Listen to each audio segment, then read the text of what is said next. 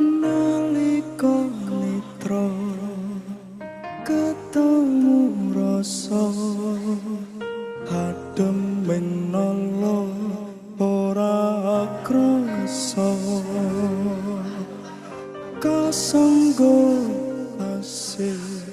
minangka sule tembung lirih ngusata pare